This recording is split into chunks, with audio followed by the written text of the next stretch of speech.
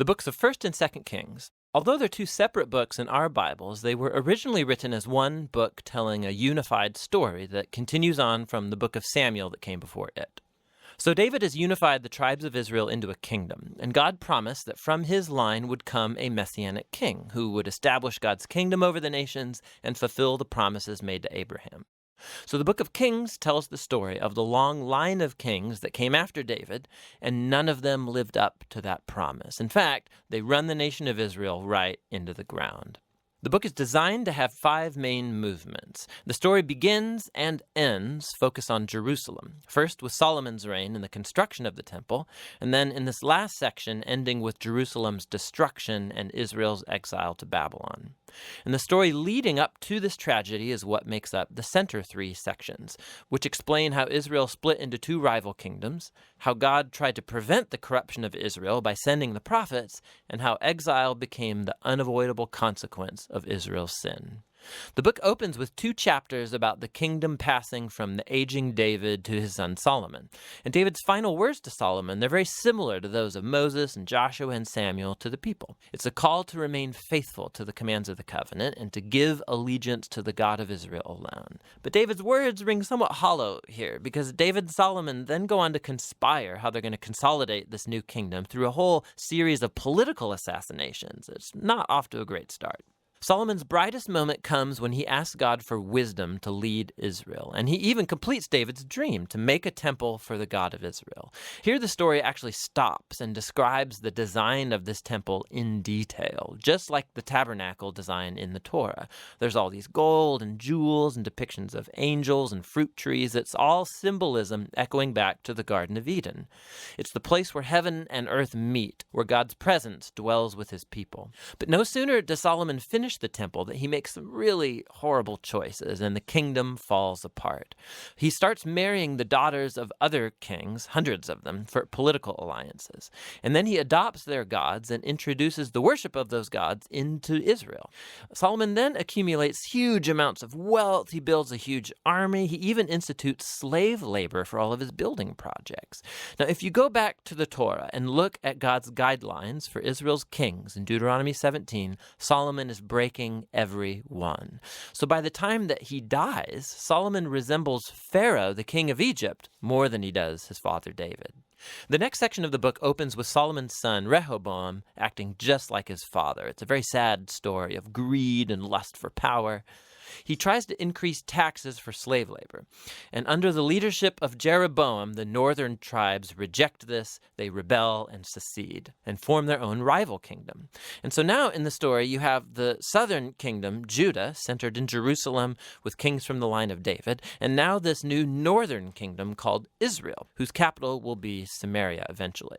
Jeroboam also goes on to build 2 new temples to compete with Solomon's temple in the south. He puts a golden calf in each one to represent the God of Israel. The connection to Exodus 32 and the golden calf, it's all quite explicit. From this point on, the story goes back and forth from north to south, tracing the fate of both kingdoms. Each one had about 20 successive kings, and as the author introduces each king, he evaluates their reign by a few criteria. Did they worship the God of Israel alone, or did they promote the worship of other gods? Did they deal with idolatry among the people? And did they remain faithful to the covenant like David, or do they become corrupt and unjust? And according to these criteria, the author finds no good kings in northern Israel, 0 for 20. And then in southern Judah, only 8 out of 20 get a positive rating, which connects to another huge purpose in this book, and that's to introduce the role of the prophets, key figures in Israel's history. So in the Bible, prophets were not fortune tellers. Rather, they spoke on behalf of the God of Israel, and they played the role of covenant watchdogs, which means they called out idolatry and injustice among the kings and the people.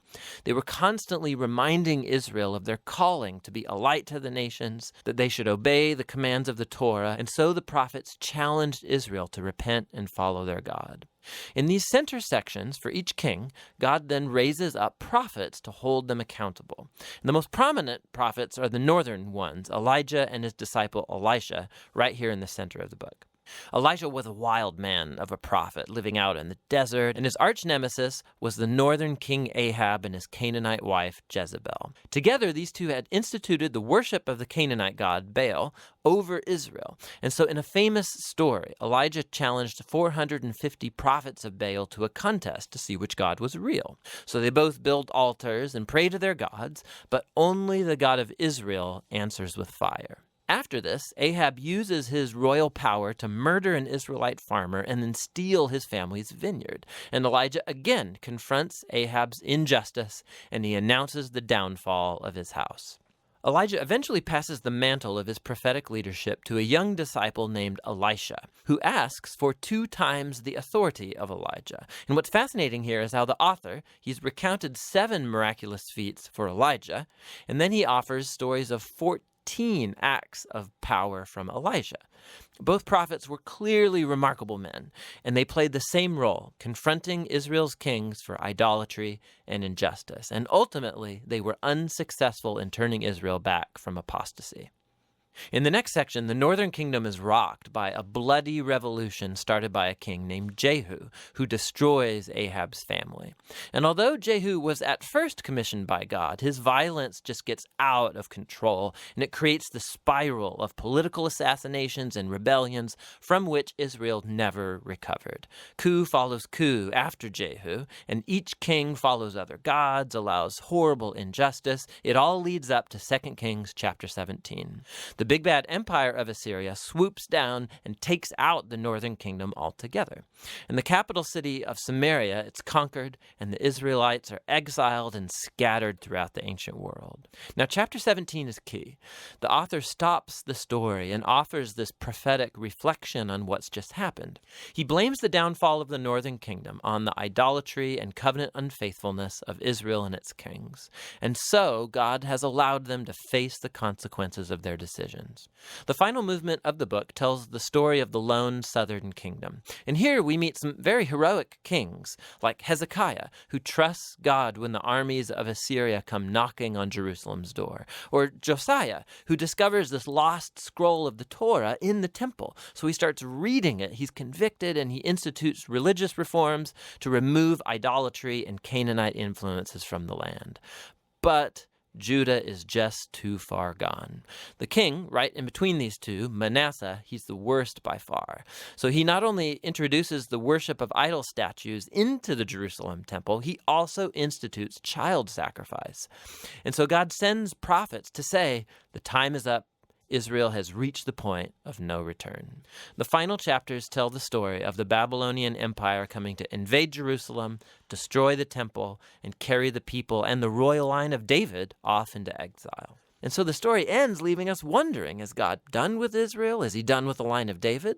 Well, the final paragraph zooms about 40 years forward into the exile, and it tells a very odd story. It's about Jehoiakim, a descendant from David, who would have been king if he was back in Jerusalem. And the king of Babylon releases him from prison and invites him to eat at the royal table for the rest of his life, and the book ends. So it's not much, but it's a story that gives a glimmer of hope that God has not abandoned the line of David. So the question now is, how is God going to fulfill his promises to Abraham, to David? How is he going to bless the nations and bring the Messianic kingdom? And to answer those questions, you have to read on into the wisdom and the prophetic books. But for now, that's the book of Kings.